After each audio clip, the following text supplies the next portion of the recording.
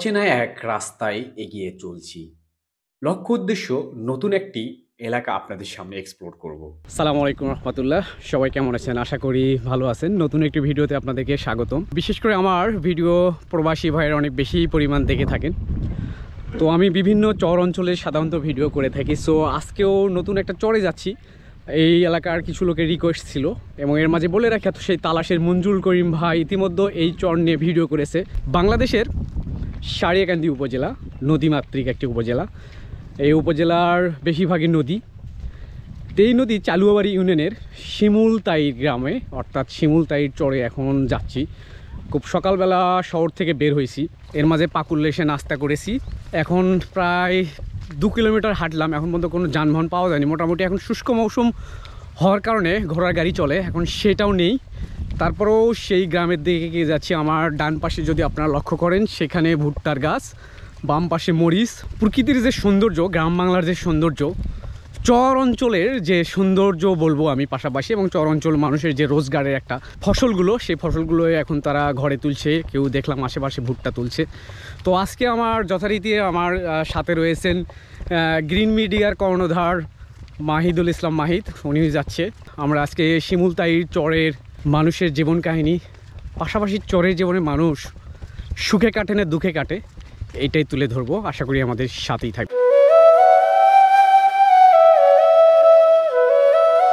আমি ভ্রমণ করি জানতে, আমি ভ্রমণ করি মনের ক্ষুধা মেটাতে।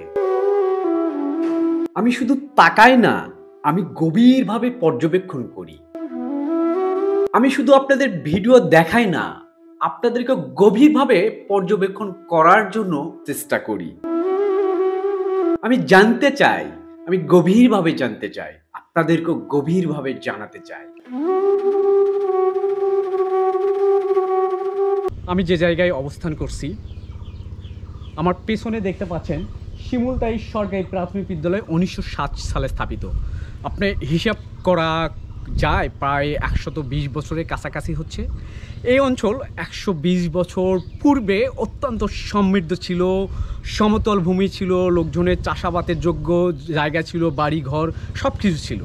কিন্তু কালের বিবর্তনে ভাঙতে ভাঙতে এখানে চলে এসেছে। এক সময় ওইদিকে সমান এরকম, এখানে যেরকম ভূমি দেখছেন সেই রকমই ছিল, এখন নাই। 120 বছর পূর্বে এই বিদ্যালয় এবং এই অঞ্চল ছিল। আজকে মূলত এই শিমুলতাইর চর অঞ্চলে আপনাদেরকে ভিডিও দেখাবো। এই অঞ্চলের মানুষের, খেটে খাওয়া মানুষের জীবন কাহিনী আমি আপনাদের সামনে তুলে ধরবো। চর অঞ্চলের নিতান্ত অসহায় মানুষের যে জীবন কথাগুলো মানুষ তুলে ধরে না, তাদের কথাগুলো আমাদের চ্যানেলে তুলে ধরি। তো এই সব জানতে হলে আমাদের সাথেই থাকুন।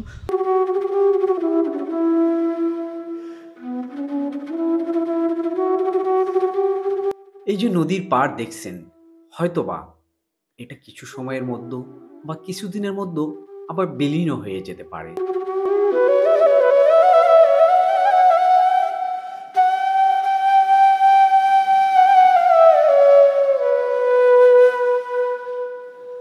আমরা খুব বড় বড় দালান তুলতে পছন্দ করি, কারো 10 তলা, কারো 20 তলা, কারো 30 তলা। আমরা 1 ইঞ্চি জায়গা ছাড় দিতেও নারাজ। এটা হচ্ছে শহর অঞ্চলের চিত্র। আপনাকে যদি বলা হয় এই যমুনার এইখানে যদি বাড়ি করতে বলা হয়, আপনাকে মনে হয় কোটি টাকা দিলেও বাড়ি করবেন না, কারণ এই বাড়িটা আপনার 2 দিন পরে বা 4 দিন পরে ভেঙে যাবে। আজ থেকে 2 বছর আগেই অনেক দূরে নদী ছিল আর কি, সমতল ভূমি ছিল।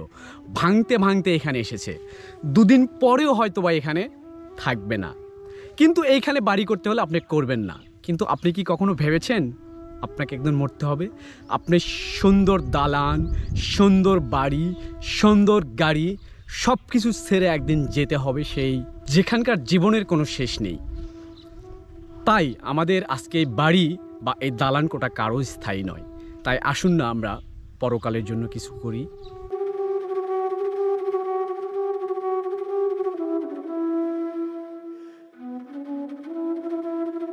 দর্শকদের আমি আগেই জানিয়ে রাখি, শিমুলতাই নিয়ে আরও 2টি বা 1টি পর্ব আসবে। সেটার জন্য আশা করি অপেক্ষা করবেন এবং পরবর্তী ভিডিওতে এটার অংশবিশেষ পাবেন।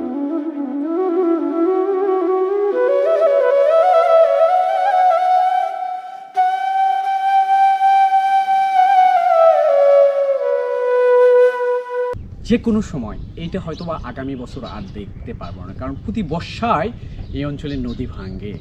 যমুনা নদী তো ভাঙবে, এটাই স্বাভাবিক। এটাই হয়তো বা স্মৃতিস্বরূপ থেকে যেতে পারে। ভাঙ্গন গড়ন নদীর চরিত্র, জানি না কি হবে, এই অঞ্চলটাও হয়তো বা এক সময় থাকবে না। দর্শক, জানি না আজকে শিমুলতাইর চরে আপনাদের কেমন লাগলো। দর্শক, আপনারা কোন অঞ্চলের ভিডিও দেখতে চান? অনেকেই বিভিন্ন সময় বিভিন্ন জায়গায় কমেন্ট করেন, অমুক চর অঞ্চল, অমুক চর অঞ্চলে ভিডিও দেখতে চায়। আবার অনেকেও আমার সঙ্গে যেতে আগ্রহী। চর অঞ্চল ভ্রমণ কিন্তু অত্যন্ত কষ্ট। কারণ প্রচুর পরিমাণে রোদ এবং মরুভূমির ন্যায় বালু থাকে। এগুলো অনেক সংগ্রাম করেই পাড়ি দিতে হয়। সো আপনারা কেউ যদি আমার সঙ্গে যেতে চান অবশ্যই কমেন্টে জানিয়ে দেবেন। পরবর্তীতে কোনো একটা চরে আপনার পছন্দ মতো বা আপনার সুবিধা মতো এলাকায় নিয়ে যাওয়ার চেষ্টা করব। আজকে বিদায় নিচ্ছি। সবাই ভালো থাকবেন। আসসালামু আলাইকুম ওয়া রাহমাতুল্লাহ।